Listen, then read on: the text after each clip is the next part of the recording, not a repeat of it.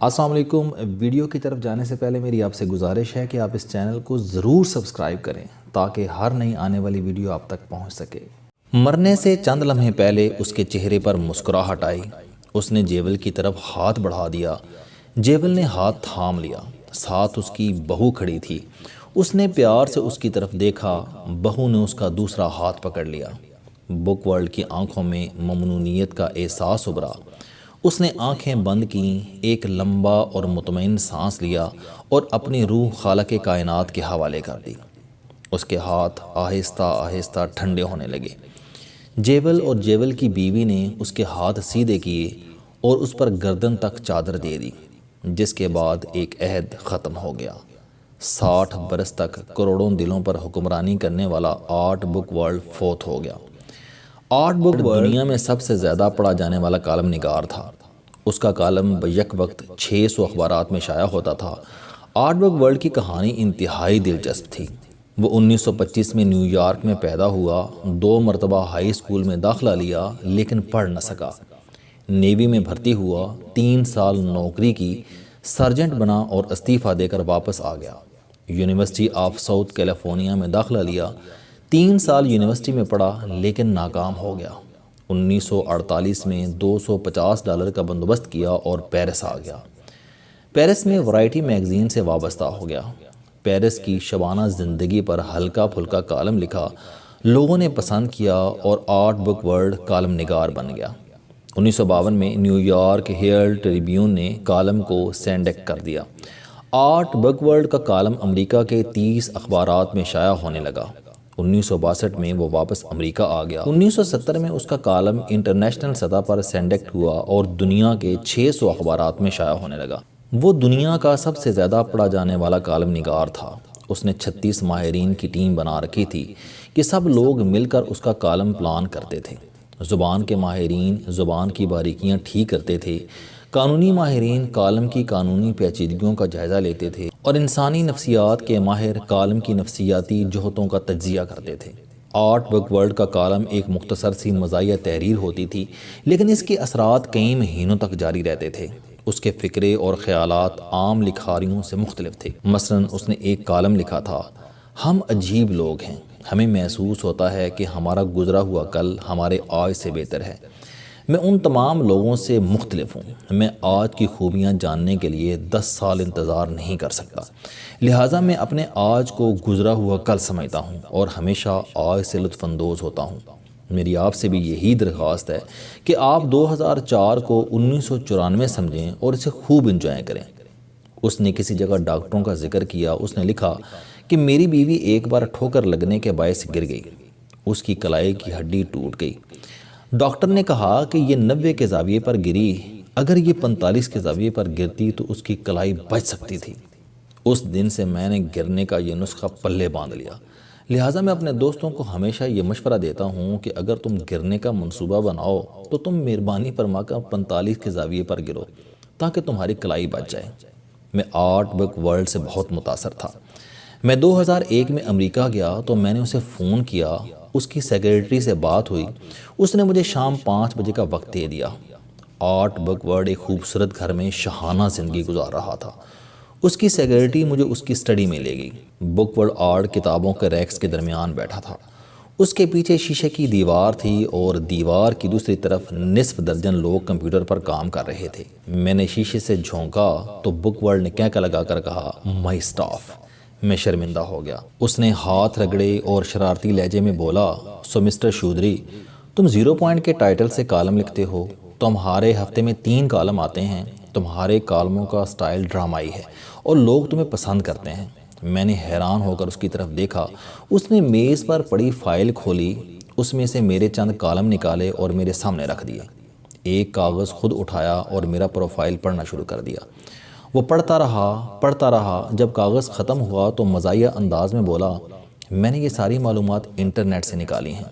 مجھے جب پتہ چلا کہ میرا ایک پاکستانی دوست آ رہا ہے تو میں نے فوراً یہ معلومات جمع کر لیں تاکہ جب تم آؤ تو میں پاکستان اور تمہارے بارے میں سوال پوچھ کر تمہارا وقت ضائع نہ کروں، ہم اس ملاقات میں زیادہ بہتر گفتگو کر سکیں۔ لہٰذا tell me some thing about Musharraf. مجھے اس کا سٹائل بہت اچھا لگا۔ وہ حقیقتاً ایک دلچسپ انسان تھا۔ اس نے مجھے بتایا کہ وہ روزانہ 5 گھنٹے مطالعہ کرتا ہے، کالم لکھتا ہے، شام کو ٹینس کھیلتا ہے، اسے شطرنج جمع کرنے اور کھیلنے کا شوق ہے۔ اس کے پاس سینکڑوں قسم کی شطرنجیں تھیں۔ وہ ریس ٹریک پر جاگنگ کرتا ہے اور مزاحیہ فلمیں دیکھتا ہے۔ اس نے مجھے بتایا کہ اسے صدر بش اور اسامہ بن لادن اچھے لگتے ہیں۔ وہ یہ دیکھ دیکھ کر خوش ہوتا رہتا ہے ان دونوں نے کس طرح پوری دنیا کو پریشان کر رکھا ہے۔ ہم 1 گھنٹہ گفتگو کرتے رہے۔ 6 بجے میرا وقت ختم ہو گیا۔ اس کی سیکریٹری اندر آئی، میں نے جانے کے لیے اجازت چاہی۔ وہ اٹھا لیکن کچھ سوچ کر بولا، اگر تمہیں جلدی نہیں تو تم مزید آدھا گھنٹہ میرے پاس بیٹھ سکتے ہو۔ میں بیٹھ گیا۔ اس نے سیکریٹری کو اشارہ کیا، وہ باہر گئی اور چند منٹ بعد ایک فائل لے کر اندر آ گئی۔ مسٹر بکورڈ، یہ ویتنام کا ایک طالب علم ہے۔ اس نے یونیورسٹی میں پہلی پوزیشن حاصل کی اور اب یہ جینز ٹیکنالوجی میں پی ایچ ڈی کرنا چاہتا ہے۔ اسے اسکالرشپ چاہیے۔ بکورڈ نے اس بات میں سر ہلا دیا۔ سیکریٹری نے دوسرا پیپر پڑھنا شروع کر دیا۔ یہ ساؤتھ افریقہ کی بچی ہے، کینسر کی مریضہ ہے، $25,000 میں اس کا علاج ہو سکتا ہے۔ اس نے اس پر بھی اس بات میں گردن ہلا دی۔ سیکریٹری نے دونوں کاغذ اٹھائے اور باہر چلے گئی۔ بکوارڈ نے کہکا لگایا اور ہاتھ رگڑ کر بولا، یہ میری عبادت تھی۔ میں نے اس عجیب و غریب عبادت کے بارے میں پوچھا تو وہ ہنس کر بولا، انسان 3 چیزوں کا مجموعہ ہوتا ہے، جسم، ذہن اور روح۔ ہم جسم کو تندرست رکھنے کے لیے ورزش کرتے ہیں اور ذہن کو چست و چالاک رکھنے کے لیے مطالعہ، لیکن ہم اپنی روح کو ہمیشہ بھلا دیتے ہیں۔ ہم اسے زندہ اور چست و چالاک رکھنے کے لیے کچھ نہیں کرتے، بلکہ ہمارے جسم اور ہمارے ذہن کی تمام جڑیں ہماری روح میں پیوست ہوتی ہیں۔ میں ایک غیر مذہبی انسان ہوں، لیکن میں ورزش کو جسمانی عبادت، مطالعے کو ذہنی عبادت اور فلاح عامہ کو روحانی عبادت سمجھتا ہوں۔ میں 450 اخبارات سے حاصل ہونے والی آمدنی ذاتی زندگی پر خرچ کرتا ہوں، جبکہ 150 اخبارات سے آنے والے چیک اپنے چیریٹی اکاؤنٹ میں ڈال دیتا ہوں۔ میں روز شام 6 بجے سے 6:30 بجے تک چیریٹی کا کام کرتا ہوں۔ میں طالب علموں کو وظیفے دیتا ہوں، مریضوں کے علاج کا بندوبست کرتا ہوں، ہوم لیس لوگوں کی مدد کرتا ہوں اور میں سیلاب اور زلزلوں کے شکار لوگوں کی خدمت کرتا ہوں۔ میں اسے اپنی عبادت سمجھتا ہوں۔ میری یہ پریئر میرے دماغ، میرے جسم کو بھی صحت مند رکھتی ہے اور میری روح کو بھی۔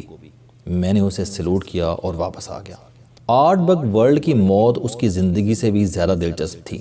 فروری 2006 میں اس کے دونوں گردے فیل ہو گئے اور وہ ہفتے میں 3 دن ڈائلیسس کرانے لگا۔ وہ ڈائلیسس سے بور ہو گیا، لہذا اس نے مرنے کا فیصلہ کیا۔ امریکہ میں 2 قسم کے طبی مراکز ہوتے ہیں۔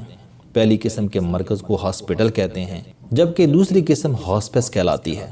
ہاسپس میں علاج سے مایوس مریض داخل ہوتے ہیں۔ ہاسپس میں داخل مریضوں کا علاج نہیں کیا جاتا۔ ڈاکٹر مریض کو ایک شاندار کمرے میں لٹاتے ہیں اور اس پر خواہشوں کے دروازے کھول دیتے ہیں۔ وہ جو چاہتا ہے کھاتا ہے، جس سے چاہتا ہے ملتا ہے، کوئی شخص اسے منع نہیں کرتا۔ یوں مریض ساری خواہشیں پوری کر کے فوت ہو جاتا ہے۔ آرٹ بک ورلڈ نے فروری 2006 میں ڈائلیسس بند کیا اور ہاسپس چلا گیا۔ اس کے اس اقدام نے اس کی شہرت میں اضافہ کر دیا۔ امریکہ کے تقریباً تمام اخبارات، رسائل اور ٹیلی ویژن چینلز نے اسے خصوصی جگہ دی۔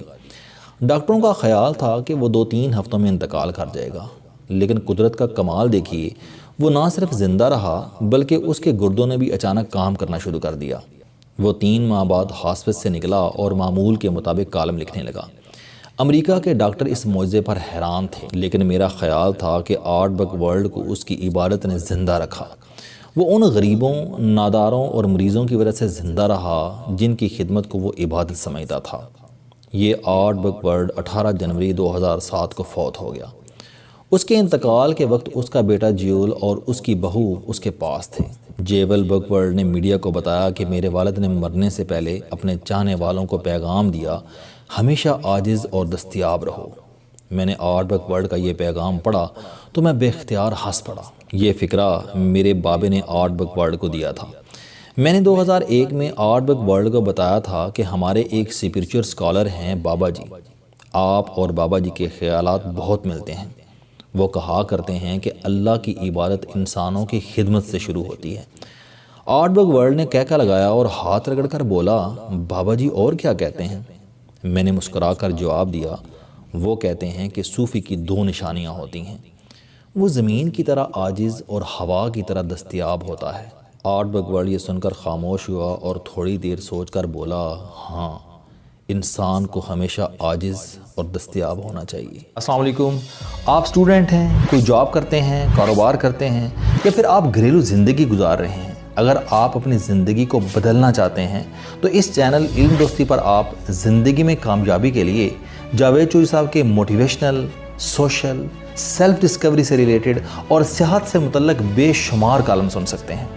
मेरा दावा है कि ये चैनल आपकी ज़िंदगी बदल देगा।